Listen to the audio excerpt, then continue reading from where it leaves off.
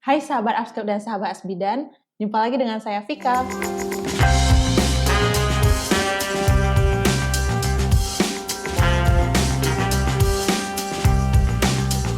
Pada video kali ini kita akan membahas putar tentang soal-soal yang sering keluar pada saat Ukom Kebidanan. Penasaran? Yuk simak video kita yang satu ini. Baik, untuk soal kita yang pertama, seorang perempuan umur 28 tahun G2P1A0 usia kehamilan 38 minggu, kala 3 di BPM. Dengan keluhan masih terasa mules, hasil pemeriksaan bayi sudah lahir secara spontan, oksitosin 10 international unit secara IM telah diinjeksikan. Pertanyaannya, apakah langkah selanjutnya dilakukan oleh bidan pada kasus di atas? A. Masase fundus uteri, B. Periksa janin kedua, C. Melakukan peregangan tali pusat terkendali, D. Anjurkan ibu meneran, dan E. Anjurkan ibu untuk istirahat. Nah, kita lihat soal kita yang satu ini yang ditanyakan adalah langkah selanjutnya. Di soal, kita ketahui bahwasannya ibu usia kehamilan 38 minggu sudah pada fase persalinan kala 3, dan bayi sudah lahir, sudah diinjeksikan oksitosin. Maka langkah selanjutnya adalah melahirkan plasenta, teman-teman. Nah, melahirkan plasenta setelah ibu diberikan injeksi oksitosin, maka kita akan melakukan sesuai 60 langkah PN, melakukan peregangan tali pusat terkendali atau PTT. Jadi jawabannya adalah C. Kita lihat untuk opsi lain. Masase fundus uteri ini dilakukan setelah plasenta lahir ya. Kemudian untuk opsi B, periksa janin kedua, ini setelah bayi lahir, sebelum oksitosin diinjeksikan. Kemudian anjurkan ibu meneran ini tidak tepat ya untuk kala 3 persalinan, dan anjurkan untuk istirahat juga tidak tepat pada kala 3 persalinan. Jadi soal kita satu ini jawabannya adalah C, melakukan peregangan tali pusat terkendali. Oke, kita masuk pada soal yang kedua. Seorang perempuan umur 35 tahun melahirkan di BPM pukul 7 WIB. Namun pada pukul 7.40 WIB, plasenta belum juga keluar. Darah ibu semakin banyak keluar dari kemaluannya, lebih kurang 500 cc. Ibu kelihatan pucat. Pertanyaannya adalah, apakah diagnosis pada kasus di atas? A. Atonia uteri, B. Solusio placenta, C. retensio placenta, D. placenta previa, dan E. placenta accreta. Nah, untuk soal yang satu ini ditanyakan adalah diagnosis ya. Kita lihat data fokusnya. Data fokusnya di sini ibu baru melahirkan pukul 7. Nah, pada pukul 7 ini bayi keluar, namun pada pukul 7.40 plasenta belum juga keluar, artinya sudah 40 menit. Nah, kalau sudah 40 menit artinya plasenta belum lahir lebih dari 30 menit. Kita kenal dengan retensio placenta. Jawaban yang tepat adalah C. Nah, kita lihat untuk opsi lain, atonia uteri. Atonia uteri itu tidak adekuatnya kontraksi dari dini uterus. Nah, kalau solusio placenta sama placenta previa ini terjadi pada kehamilan ya, kehamilan trimester ketiga biasanya. Dan placenta previa juga pada kehamilan lanjut ya. Kalau solusio placenta ini terlepasnya placenta sebelum waktunya. Kalau plasenta previa, ini plasenta yang terletak pada bagian bawah atau segmen bawah rahim. Kemudian kalau plasenta accreta ini adanya perlekatan plasenta. Nah, jadi untuk soal kita yang satu ini jawabannya adalah C, retensio placenta. Kita lanjut ke soal yang ketiga. Seorang perempuan umur 28 tahun melahirkan 4 hari yang lalu di BPM dengan keluhan perempuan mengatakan puting susu kencang, kulit mengkilat dan merah.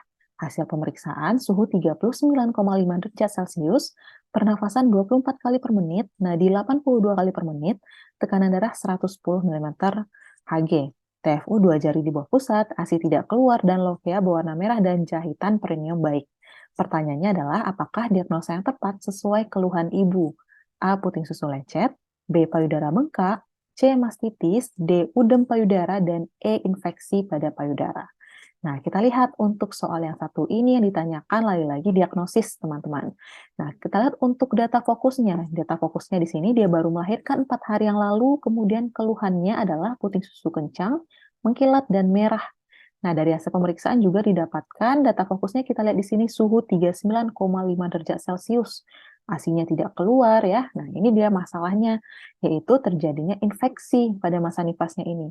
Namun lebih tepatnya adalah ibu mengalami mastitis atau peradangan infeksi pada payudara ya, karena di sini sudah dicantumkan adanya peningkatan suhu. Suhunya sudah 39,5 derajat Celcius. Nah, kita lihat opsi lain, puting susu lecet. Kalau puting susu lecet ini sebatas lecetnya pada puting susu. Ini juga tidak tepat karena di sini tidak sebatas lecet pada puting susu, namun sudah disertai dengan gejala infeksi. Kemudian payudara bengkak juga di sini menjadi penyebab dari mastitis ini, teman-teman. Udem payudara juga sama ya, tidak tepat juga, dan infeksi payudara ini juga tidak tepat. Ini adalah kata lain dari mastitis. Jadi untuk opsi yang tepat, istilah yang tepat sesuai dengan kasus ini adalah C. mastitis. Oke, kita masuk ke soal yang keempat. Seorang perempuan umur 9 tahun datang ke puskesmas. Hasil anamnesa payudara membesar, badan lebih cepat membesar, menyatakan sudah haid pertama dan darah yang keluar banyak. 1 minggu sebelum haid merasa nyeri kepala, perut kembung, dan mual. Pertanyaannya disebut apakah tanda seks primer yang dialami oleh perempuan tersebut? A. Telars, B. Pubars, C. Menars, D. Amenor, dan E. Metrorrhagia. Nah, di soal ini sudah jelas ya teman-teman, ditanyakan adalah tanda seks primer pada perempuan. Kalau tanda seks primer pada perempuan itu adalah menstruasi atau menstruasi pertama yang kita kenal dengan istilahnya adalah menars ya. Jadi opsi jawaban yang tepat itu adalah C. menars. Kalau telars ini kata lain dari sebutan pertumbuhan payudara ya. Kalau pubars ini kata lain dari untuk istilah menyebutkan tumbuhnya rambut-rambut pada kemaluan atau pada aksila. Nah, kalau amenor ini kita katakan bahwa seseorang yang tidak haid ya, tidak datang haid. Kemudian metrorrhagia ini adanya gangguan dari haid atau gangguan menstruasi. Jadi jawaban untuk soal kita satu ini adalah C. menars.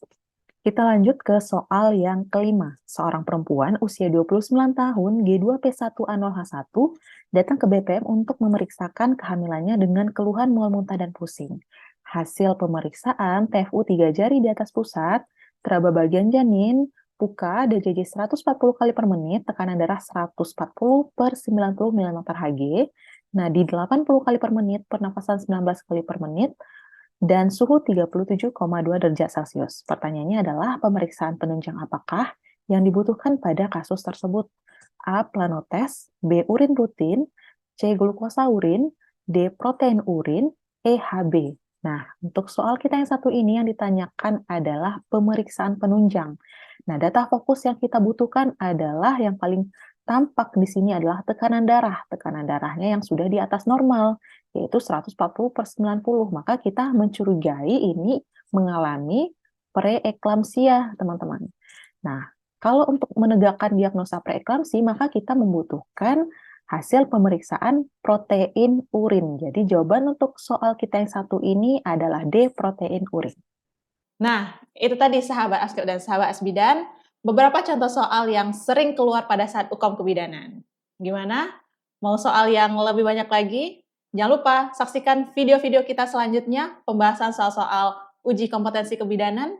Jangan lupa like, komen, dan subscribe YouTube channel Askep Indonesia. Sampai jumpa!